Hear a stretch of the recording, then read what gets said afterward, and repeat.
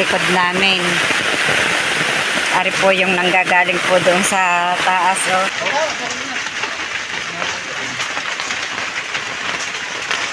Magkatulong po. Mamaya na yung ilbo sa taas.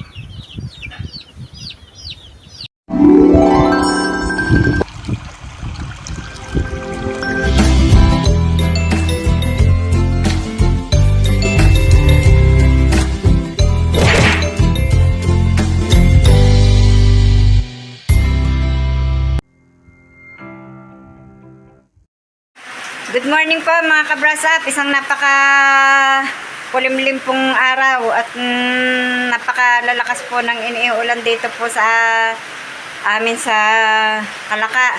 At palibhasa po may bagyo. Karina po yata ang pangalan. Dalawang gabi na po at dalawang araw na pong nag-uulan dito. Nakakatakot na po yan. Ang bibilis ng ang lalakas po ng ulan at medyo hindi naman po masyadong mahangin. Timik naman po ang hangin, kaya lamang po ang ulan, ang lakas. At si Robilin po, habang naulan niya, nagpiprepare po ng meriendahin. Magha-hot cake po yata. Ano gare, harina? Harina re, Robilin? Cupcake! Yan, may 3 itlog, may asukal, may 1 kilong harina.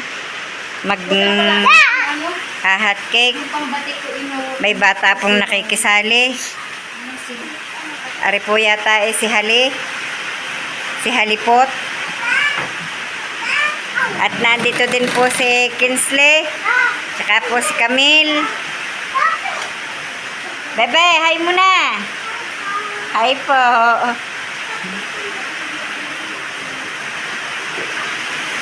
Tatay Roman po'y naririnig sa labas. Yan. Good morning mga kabrasap. Nagpupuluhan po siya ng kutsilyo. Maulang. Hindi po nakatrabaho at napakaulan nga po. Oh. Yan, tingnan niyo po ang hilera ng aming timba. Wala po kaming tulo sa gripo, kaya po kami nagsaho dito ng mga timba.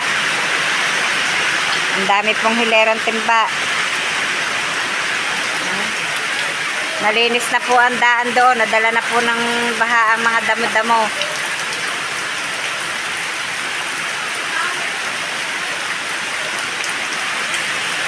Lakas po ng ulan. Ulan at ulan pa rin eh. Ulan at ulan pa rin. Hindi pala naisahod yung plangganang yun.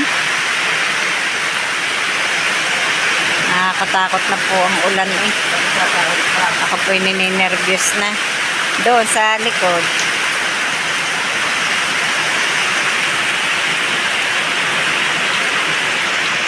Kaya, kita nyo po ba ang agos ng tubig?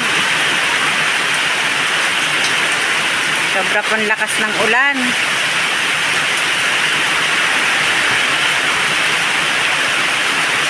Kita siyatang yun, iwalang tao. Nariyan. Lakas ng baha. Ayan po. Ilalapit ko po kayo sa ang daan na ng tubig na galing po doon sa likod namin. Ari po yung nanggagaling po doon sa taas. Oh. Ayan, baha. Lakas po ng tubig, oh. Putik, eh.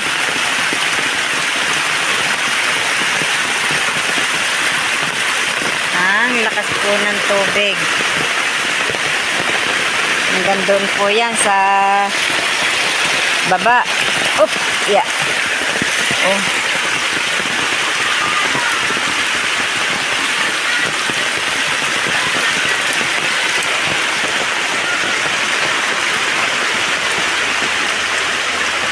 Lakas ng baha.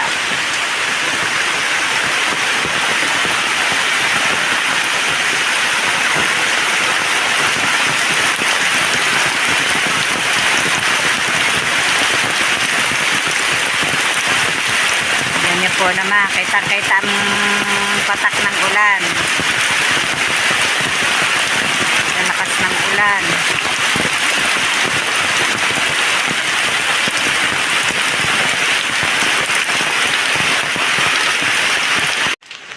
Tuloy pa rin po ang ulan. Hindi pa rin po na tila ang ulan. At yan nga po, ang aming pong tangkal na tumba. At ang papaya po'y natumba rin. Yan, gumuho po ang lupa. At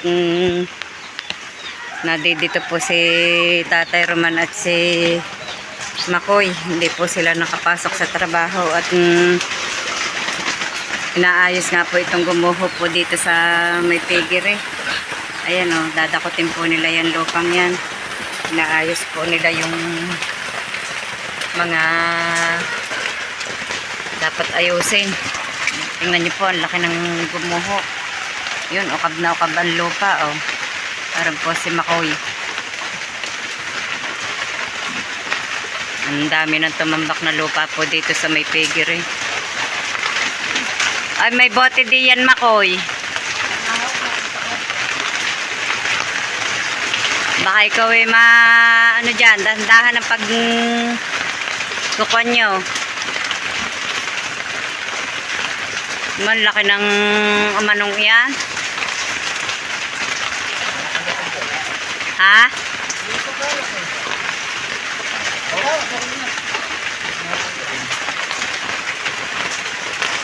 Magkatulong po ang dalawa ni Tatay Rom at ni Makoy sa pag-aayos po. Ay, ang putik.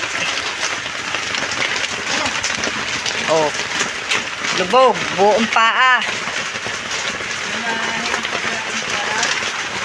Ha?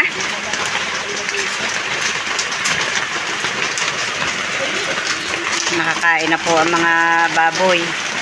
Wala din pong tubig dito sa amin. Walang power, walang tubig. Ang ginagamit po, tubig ulan.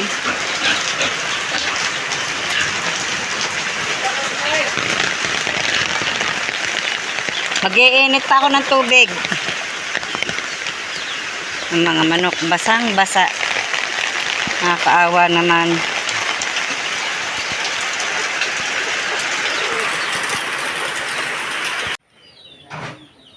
Si Nanay Luz po ay nakapagbabad na uli ngayon ng pangbigay sa baboy at pakakainin na namin maya-maya.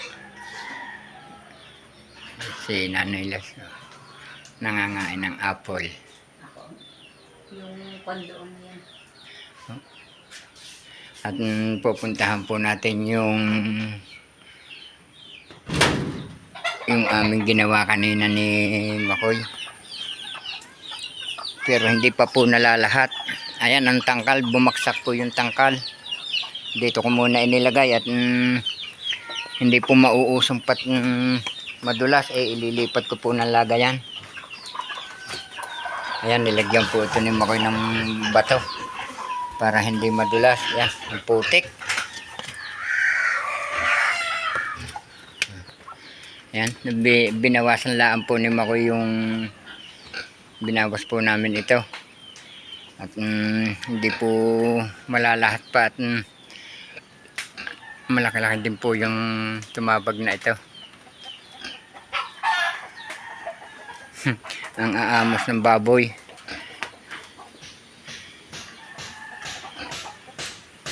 Ayun, si Makoy po ay nagpapanday doon sa kanila.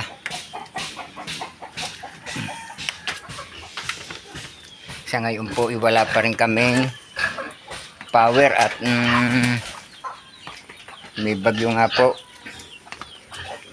Wala rin tulo pa ng tubig. Ayan ang mga manok. Parang may sinyalis ng titilam na ang panahon at ang mga manok po ay isa-isa naglalabasan na.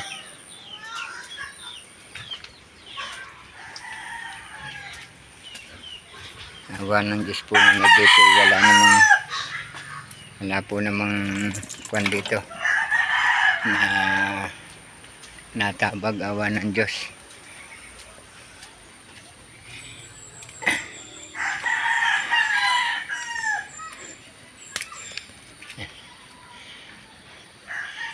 linis na linis po ang daan. Yan nga po sa kalkal po ang gilid ng samintot sa lak po ng nadaang baha dito galing itaas. Dito po lahat nabaksak na daan. Kaya maigi nga po kahit papaano ay nasamintuhan. Kung yan hindi po nasamintuhan yan, mahigpit na hirap po ng daan.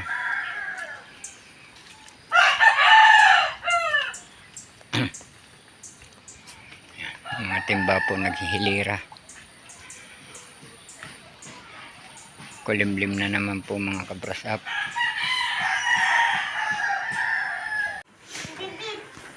Si Nanay Los po ay magugulay ngayon naman ng papaya. Igagata.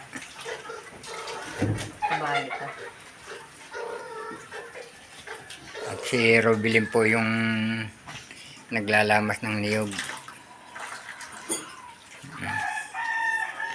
Makulimlim pa rin mga kabras up. Ang dami pampag.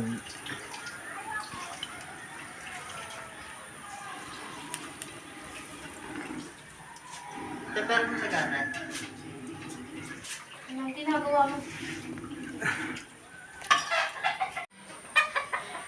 Mga kabrasap, at ako nga po ay hindi na muna umahon at medyo maulan pa rin naman ay saka ang isa pa ay yun nga ang gumuho doon sa may pagitan ng kubo ng dalawang figure ni pagitan ni Luwa at saka nung dalawa ay nag-alis pa kami kahapon ng tambak ay maputik ay hindi nahihirapan si Nanay Los na umahondot madulas sa iba mabalian pa si Nanay Los kaya hindi na muna ako umahon. At si Nanay Los po naman ay maaga ngayon nagluto. Ayan si Nanay Los nag-init pa ng tubig.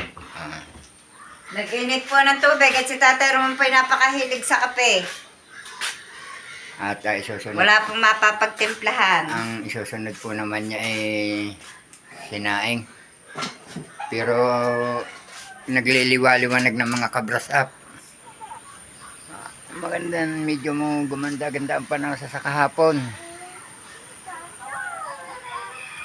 Kaya hindi pa po ako nakakalinis ng pigire at Wala pang tubig. wala pang tulo mga kabras up. Eh, pag nagkatulo saka pa ako maglilinis. Kakagabi pa po din po nagka-power At dito. ito po yung aming apo na si Kinsley. Hi muna, bebe. Hi muna, bebe. Hi muna. Hi muna, bebe. Hi. Oh.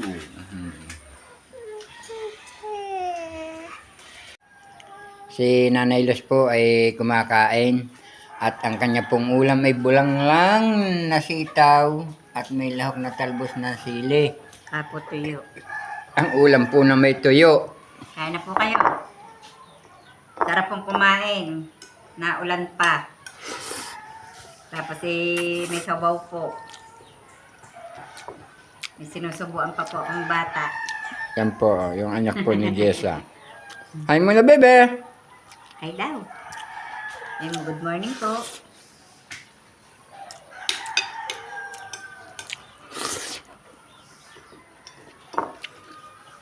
Iba po talaga dito sa probinsya pagka may mga tanim kang gulayin. Ang tulad niyan, kakanina po layang pinanguha din. Yung ilalahok na po. Kaya sariwan-sariwa po ang gulay. Paapat na pong harvest ito sa sitaw.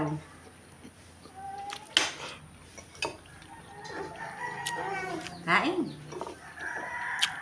Ang patani po naman, medyo matagal pa, mga March pa yung naman.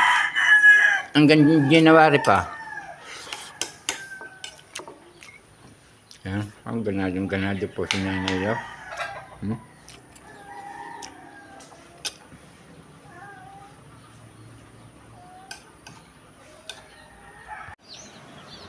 Mga kabrasap, yung gripo dito dati ay ililipat ko na doon. Nahihirapan si Nanay Los. Duduktungan ko na lang itong PVC-ing ito. Ito at ilalagay ko doon. Pagagapangin ko na lang doon sa pataas. Para si Nanay Los ay hindi mahirapan na ng pag magbubuhay. Tatakbo pa dito. Gayon din pagpapatayin, tatakbo pa rin. Ay pag dito ko naman ilalagay na ang gripo mga kabrasap. Dito sa may pag-itang ito para pagka nalinis niya ang figure papatayin na laan niya dito. Dito ko na ilalagay. Para hindi na siya malayo ang pagbubuhay at pagpapatay. Pag nakapaglinis na siya ng figure yan, dito yung padadaan sa bubong na yan para maalwan siya.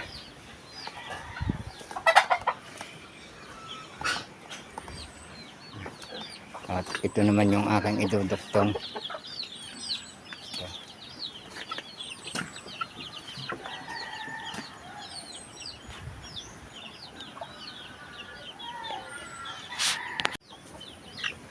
Ito mga kabrasap ay kakabitan ko na siya ngayon ng elbow. Ito sa solvent lalagyan ko na para maduktungan ko naman ngayon pataas.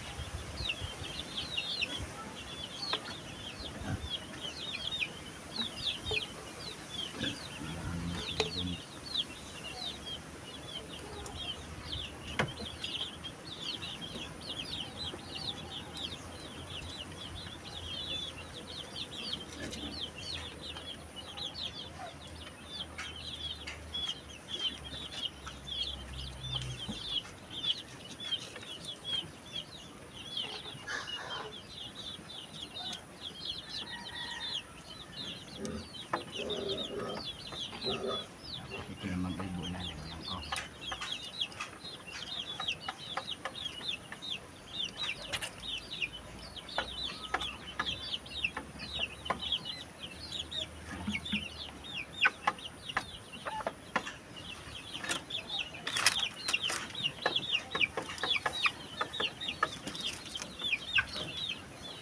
Ayan mga kabrasap.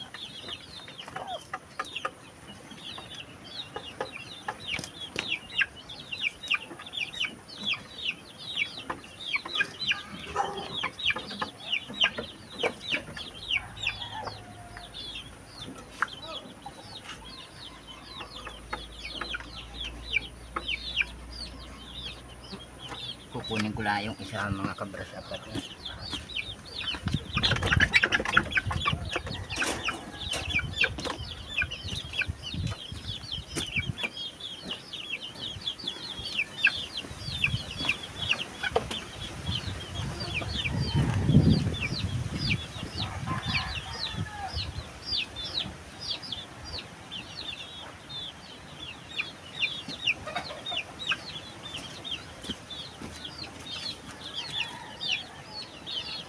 ito naman ngayon nalalagyan ko ng solvent. Mamaya na yung elbow sa taas.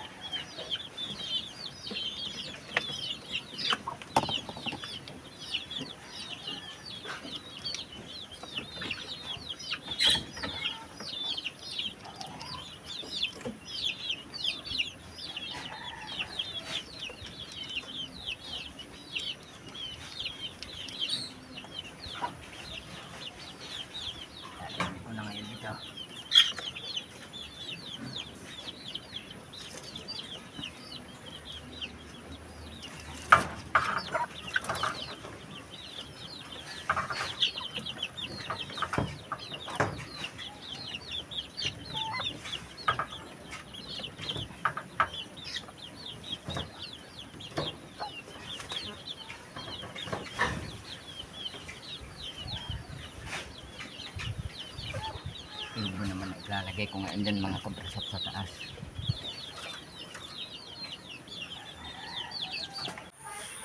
Maraming salamat mga kabrasap sa patuloy niyong pagsubaybay hanggang sa dulo ng aming vlog. At saan man po kayo naroroon, mag-iingat po kayo palagi. Bye-bye and God bless.